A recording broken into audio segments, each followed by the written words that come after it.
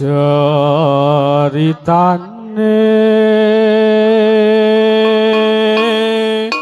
wayang Jawi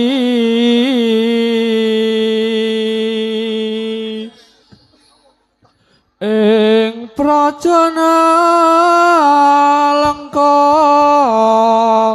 diraja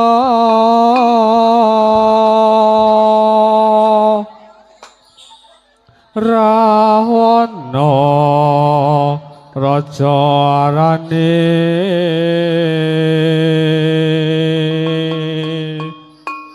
gawe keker nyolong Sinta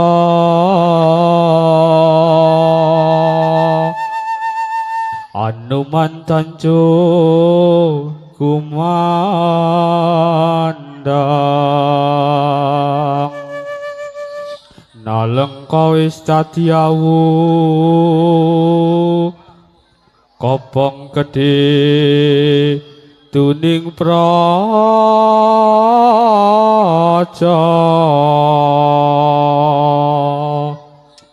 ceritane wayang Ramayana ing negara Nalengka diraja Ratu Buta Rawana raja gawe geger nyolong Dewi Sinta Anuman dikete putih sowan taman Sinta dijamule konangan Indrajit lan Batin ning Anuman ora wedi gedhe Ilatala Nalengka ngeti apa kopong kilang waao kopong pateng pendang Omah gedhe kopong dadi awu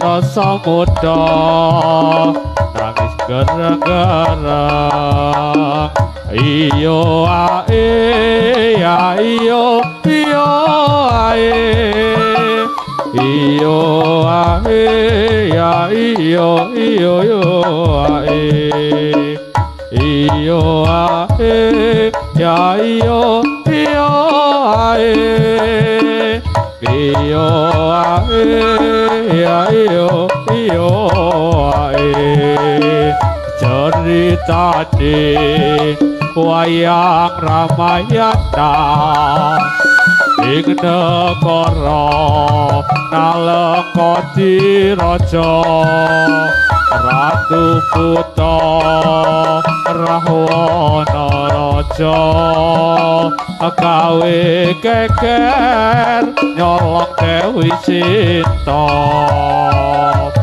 Anuman dikete putih sowan taman Sinta dijamule konangan Indrajit lan Batin ning Anuman ora wedi gedhe Ilatala Nalengka tiobong kopong kilang waao kopong pateng pendang Omah gedhe kopong dadi awu dosa muda nangis gereng-gereng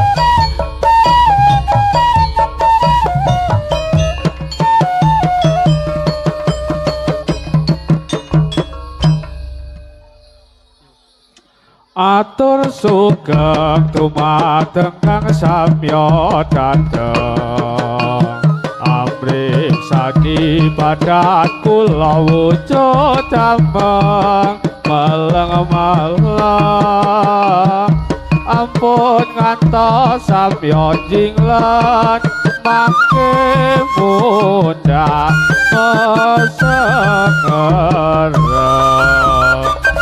atur priksa dumateng para pamirsa ageng alit kakung putri sepamuda sedaya yen wonten lepat kawula nyuwun tungging pangaksana kula niki lare saking pesona rimba dereng saged totolan udana negara sanyata saketipun lunga sapa kupatos pangupasiwa mila dipun cetaya kang samya mreksa ampun ngantos sami ngala Allah ing kawula najan kula rupa Allah nanging tasih kanca nira najan Allah rupa kula ameteni nanging tasih golongan santri sayekti sawak samiyang nglampahi kesenian warni-warni sampun cekap kang dados atur kawula mugi samya sekecakna lenggahira sedaya sinambi mreksa kawula kang rupane boten tata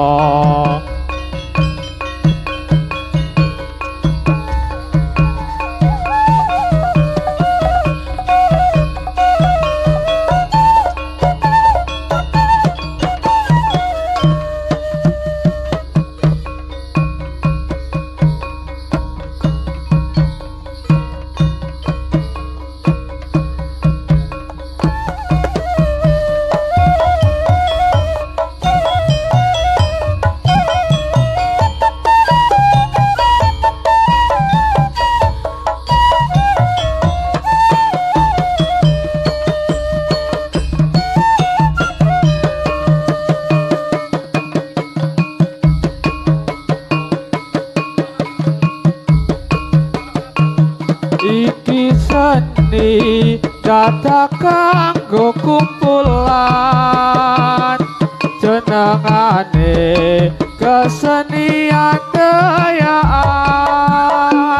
sajan Allah seno kanggo hiburan uga bisa babagan seduluran oleh sedaya para pamirsa ageng alit kakung putri sepamuda sekecana anggenipun lampaira sinabi mreksa rupa kula boten tata aleo ole aleo ole aleo kena kanggo hiburan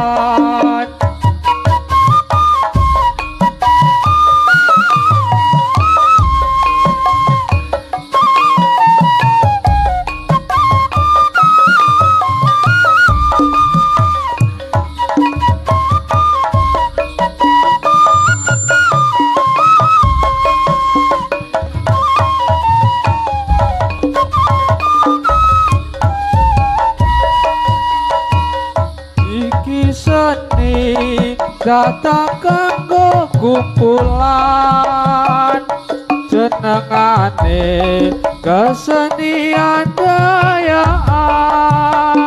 senajan Allah kena kanggo hiburan uga bisa babagan seduluran mila monggo sedaya para pamirsa ageng alit kakung putri sapa muda sakecana anggenipun langgaira sinambi priksa rupa kula boten tata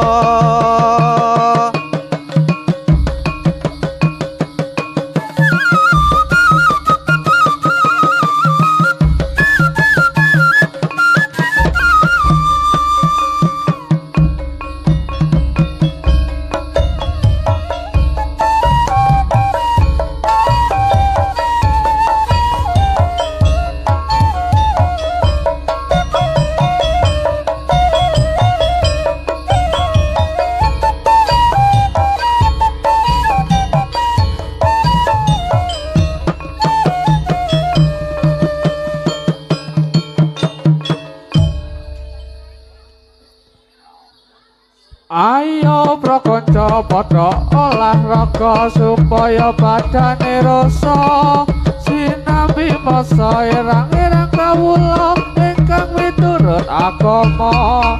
Ayo prasedulur Islam sedaya bebareng atur matana maring mirate Nabi junjungan kita Nabi Muhammad kang mulya. Ayo pro kaum muslimin muslimat serta pemuda fatayat padha giat anggone menghormat maring mirate Nabi Muhammad. Lamun wong urip ra gelem menghormat besok yen ana akhirat bakal keparing siksa neraka geni neraka kang mulat-mulat. Kan padha gelem menghormati maring mirate Kanjeng Nabi besok yen kita tumata ing pati dikanjeng sarwa kang edi lawa inati dalil Islam iku dawuhe pangeran aku ngomong kae Gusti Allah Islam iku kang lakoni tenan. Ayo padha seduluran netapno ing kewajiban ayat kasebut ing daleme Al-Qur'an barang dawuhe pangeran. Mila sedulur kang samya prekesa mugi enggal dan tindakno agama Islam ingkang luwih utama iku dadi kewajibanno.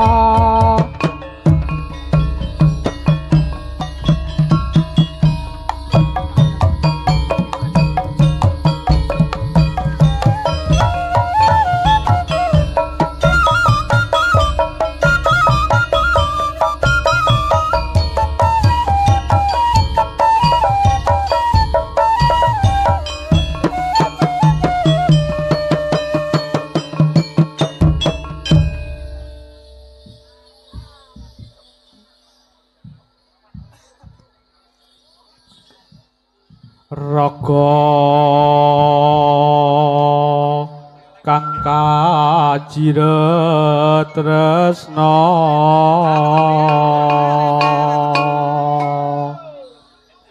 dilali talining jiwa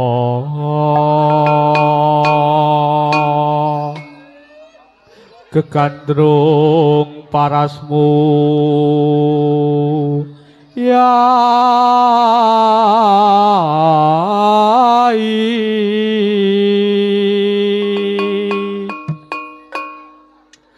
ora gampang nampa lelakon iki aku wis nyoba ikhlas nanging apa tak lakoni nampa kasunyatane tresna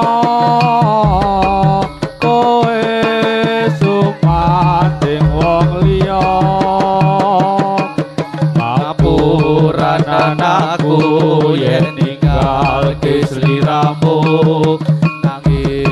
atiku wis dudu duwemu Gusti tansah krungu apa panyunanmu muga kowe enggal entuk gantiku ati durung lila kowe nyanding wong liya apa iki kasunyatan sing tak tampa bebasaning kembang mekar ana ing lati nanging dudu aku sing duweni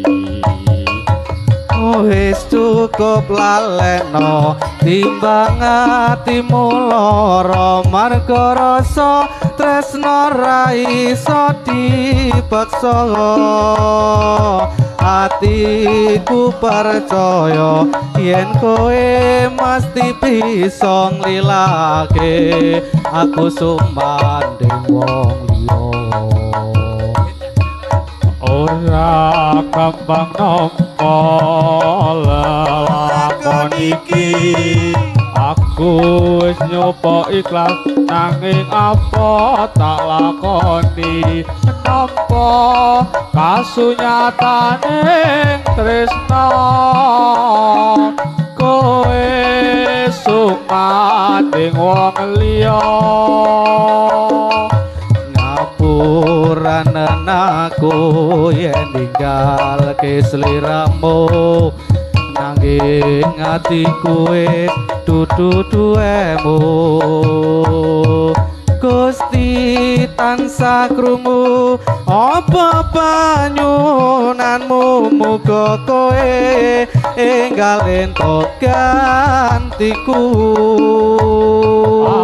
ati durung lila kowe nyanding wong liya apa iki kasunyatan sing tak tampa bebasaning kembang mekar ana ing lati nanging dudu aku sing duweni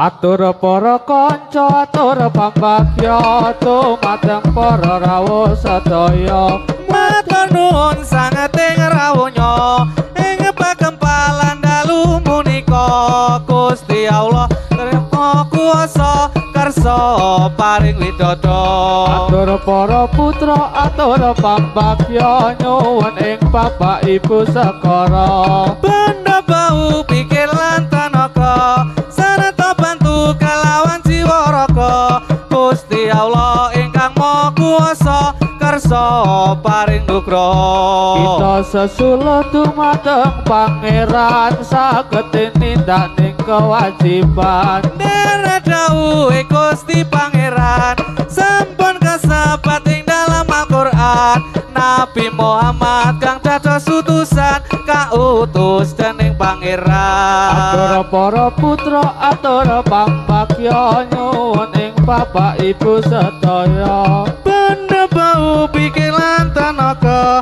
serta bantu kelawan jiwa raga Gusti Allah ingkang Maha Kuwasa karsa paring nugraha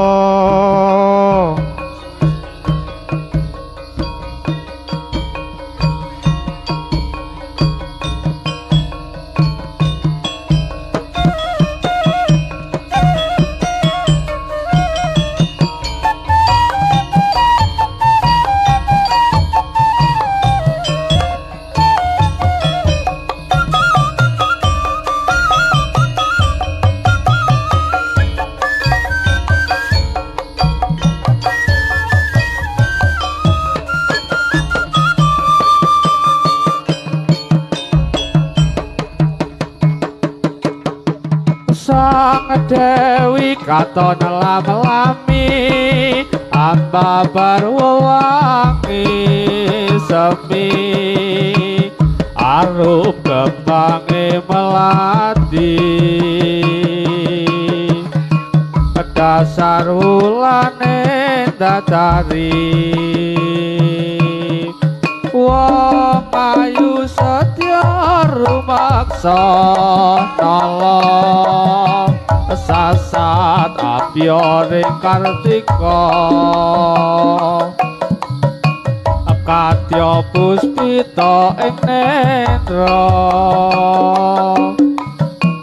Panjakapi tresna rasa tresna kang sejati Mandiya lestari akitung tembang suci anjekseni sajroning sepi cahyamu andadari sarati najan kembange ati angen-angenmu melasno kawan miteri tanpa wangenan lumaku nembut marang kakapian merget manis ing sinawang sang Dewi katon lam-lami anggapan mewangi semi arum kembange melati dasar wulane datari wong ayu setya rumaksa nolong sasat atrane kartika kadya puspita ing netra angga kapitresna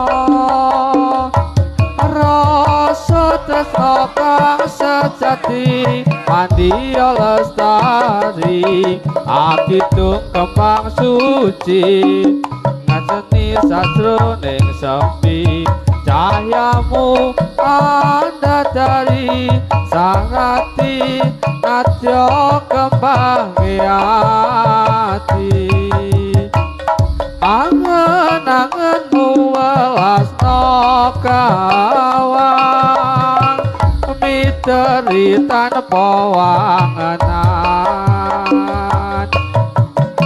lumaku nembus marang kabagyan banget manis ning sinawang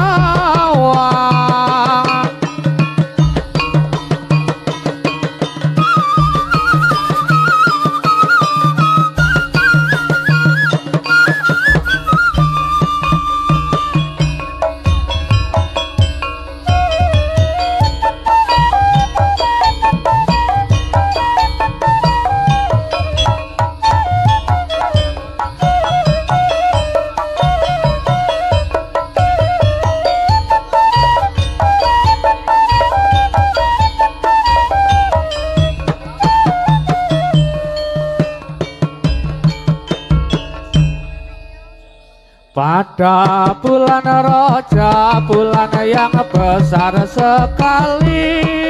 Pada bulan Raja, bulan yang besar sekali. Itu kewajiban umat Islam meringati. Karena waktu itu Isra Mi'raj Kanjeng Nabi. Pada waktu itu Isra Mi'raj Kanjeng Nabi Muhammadun Nabi wa alihi wa sahbihi. Maka mari kita bersama memperingati. Maka mari kita bersama memperingati. Oleh hukum Islam, pemuda sarto pemudi. Jika tidak hormat akan dapat konsekuensi. Jika tidak hormat akan dapat konsekuensi. Tetapi yang hormat diberi amal yang suci. Sapa wong urip kang ora gelem memperingati. Sapa wong urip kang ora gelem memperingati. Marang merotiro Nabi Muhammad kang suci. Kados sampun cekap kang dados atur kawula. Kados sampun cekap kang dados atur kawula. Kula badhe kantos critane urip ning donya. Pramila yen lepat kula nyuwun pangaksana. Pramila yen lepat nyuwun kuning pangaksana. Sedaya prakanca pemuda saking dusun mriki.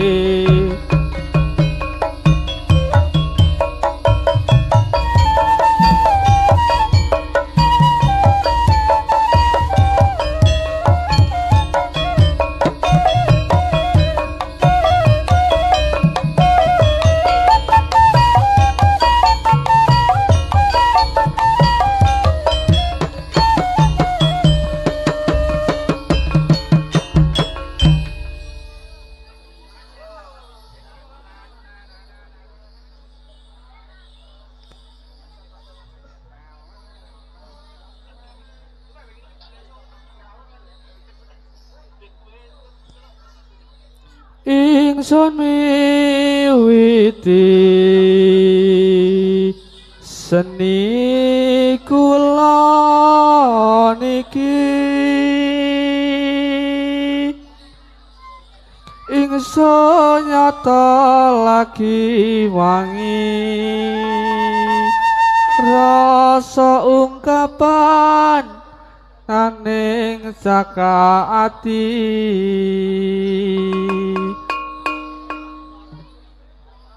Ingsun miwiti seni kula niki. Ingsun nyata lagi nyanyi rasa ungkapan naning saka ati. Kula mangartiya dumateng sedaya pamirsa. Estu kula paring utana nyata lantip saking kathah muda. Mugi minggatena seni niki nyata saking desa. Asonari banyuwun grembaka endah ing grembaka kantos ing Nuswantara. Among pamuji maring kersane Gusti.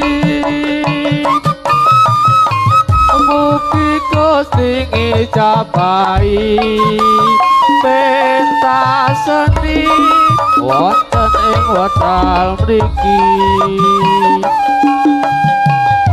Mula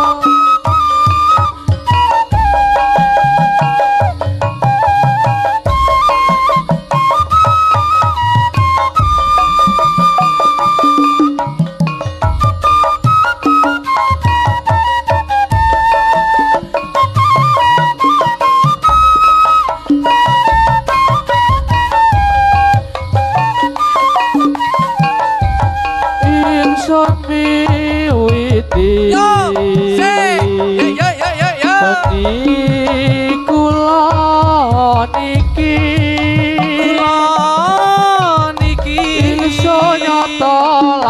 wangi rasa ungkapan kating cakaati